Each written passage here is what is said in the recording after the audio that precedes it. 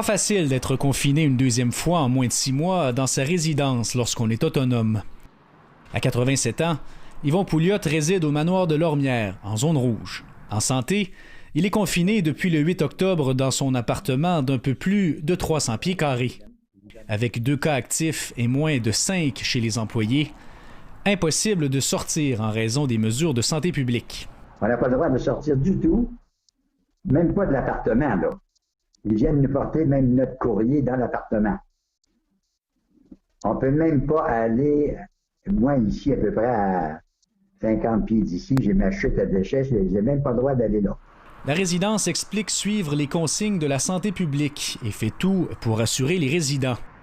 Le CIUS de la capitale nationale précise qu'il est possible, dans les cas d'éclosion partielle, d'autoriser les marches à l'extérieur sur autorisation de l'équipe de prévention et de contrôle des infections. Par courriel, la direction du manoir indique que le statut d'éclosion partielle n'existe pas. Nous sommes en éclosion ou nous ne le sommes pas.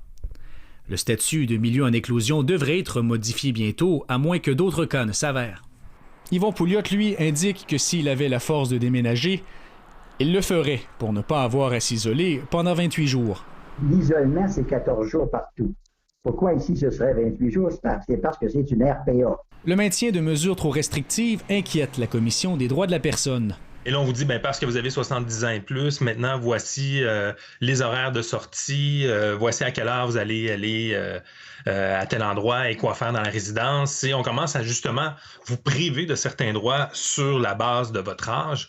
À partir de ce moment-là, ça peut être de la discrimination basée sur l'âge. À la résidence Jazz de Lévis, par exemple, au début de l'éclosion, la direction a décidé de verrouiller la porte de garage de l'immeuble afin de mieux contrôler les allées et venues de ses locataires. En situation normale, la réponse serait claire. Oui, on les prive de liberté, donc c'est anormal, mais on est dans une situation exceptionnelle et pour des raisons de santé publique, le gouvernement prend des mesures, adopte des lois qui sont, elles aussi, exceptionnelles.